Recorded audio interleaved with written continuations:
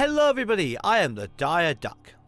We at System Lock Studios have noticed that you all have a lot of questions about Murder Drones Insecurity, as well as there being several misconceptions floating around about the project. As such, we would like to present you all with a short informational video to help clarify some of the facts about this project, with the help of some audience surrogates. Hello, Murder Drones fandom! I'm Yagster. And I'm Con Goldman. Thank you all for joining us here today. We at System Lock Studios are proud to bring you this presentation, and we can't wait to bring you guys Murder Drones Insecurity.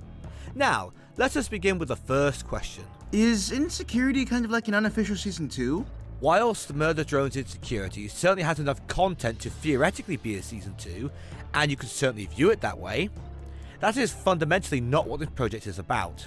The project is in reality an AU series, meaning that in actuality it is an alternate retelling of the rough events of Season 1 due to several deviations from the canonical timeline, which means that you'll be seeing new locations as well as some old ones that have been changed up. Ah, I see. That's pretty good to hear, Dyer. So, when you say series, does that mean we're gonna get multiple episodes just like we did in canon? Why yes, Yag, we do plan to make Insecurity a fully fledged series just like canon Murder Drones. However, this is partly dependent on the support that the pilot receives, so for those of you watching, please be sure to show our team and the project all the love and support you can, so that we can make Insecurity a true reality. Will we see other pre-existing characters like Uzi in the series? Regarding returning characters, we do have some plans for characters to return, though I cannot say who will be returning or what they'll be getting up to at this time. You'll just have to wait and see for that.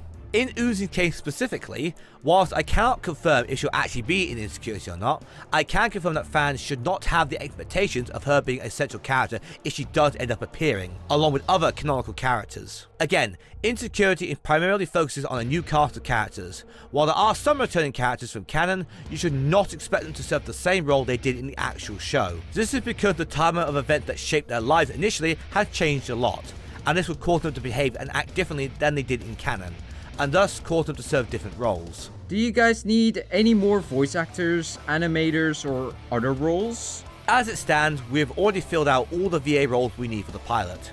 In a more broad sense though, we are always on the lookout for more talented animators, modelers, and artists. So, if that applies to you, simply share your work around and we'll more than likely take notice. We may also put out a recruitment drive in the future, so look out for that too. Right, that's pretty good to hear, Dyer, but I gotta ask, is Insecurity gonna have audio dubs for other languages immediately ready? Just like for Glitch themselves, we are not able to provide full-on dubs in other languages immediately on the pilot's release. We simply do not have the resources for that currently, though we will be looking into that in the near future, so keep an eye out for that. What I can say is, we will be hoping to at least have subtitles for several languages on the release of the pilot, so people in other parts of the world should be able to enjoy it. What is up, my Outpost 3 listeners? It's Spec here, giving you all the latest chatter from around the colony. So I hope you're all sitting comfortably, like I am, because we have our first caller on the line. Just give me a sec. I'm patching you through now. Hi, but my name's Logan. I feel the need to talk about how my oil rations have gotten reduced for the third time in the last 2 months. I just don't understand why. Khan and the other higher-ups are always going on about how we're winning against those cannibals. If that's true, then why do they keep cutting our rations? Well, that's a great question, Logan.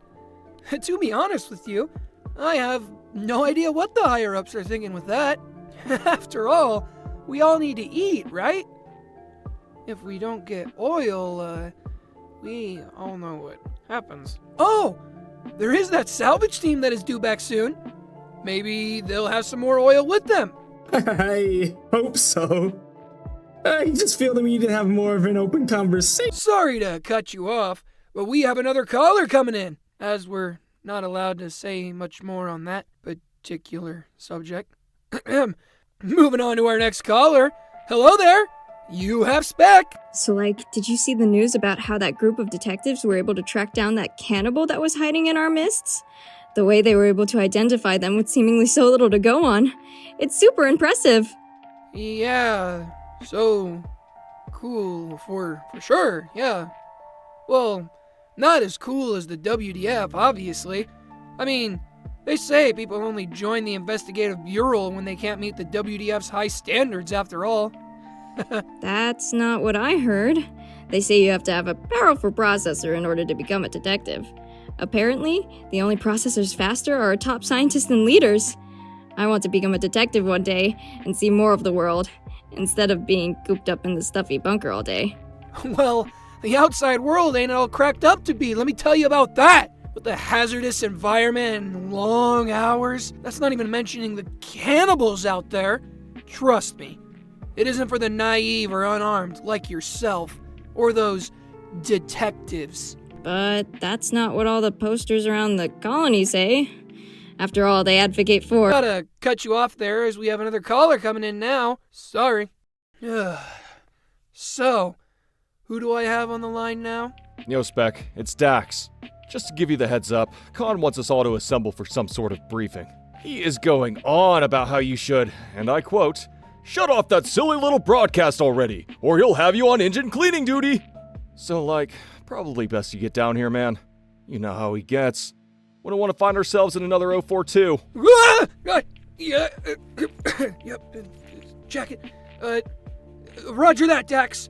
I'll be right there. Well, that's all we have time for. I have to hurry off to a meeting now.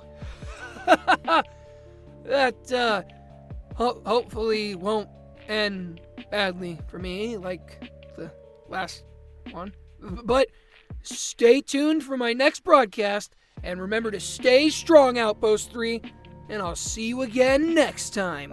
Spec out! I have one last question for you, Dyer. I've noticed that in between the older and newer teasers, there's been a lot of changes. Would you care to explain that? Ah yes, MurderDrones Insecurity has gone through a lot of updates over time, as we have constantly improved upon the story, the world, and the characters. This does mean that some of our older teasers are technically outdated and may not be canon any longer. However, as you have hopefully seen already, the new models and designs are looking very cool. Hey, yeah, Dyer. I am absolutely cutting you off in the middle of such a brilliant explanation for our lovely audience, but for the last couple minutes, broadcast was hijacked. No one heard anything you just said. Does that mean they didn't get to hear about all the new additions that are coming up in the series? Yeah, like streaking in space. No one heard us. Well, are we back now? Yes. Are you sure? I don't want to repeat the last 10 minutes of this. Yes, Dyer. I am absolutely certain. Signals being received. Alright then. Well, I hope the viewers enjoyed what they did get to hear at the very least. The entire SLS team have been cooking non-stop for the last couple of months. Yeah, I'll trace that signal. Let's see what wise guy decided to mess with us. Sorry about all that, and on behalf of System Lock, we hope to see you all again soon. Bye-bye!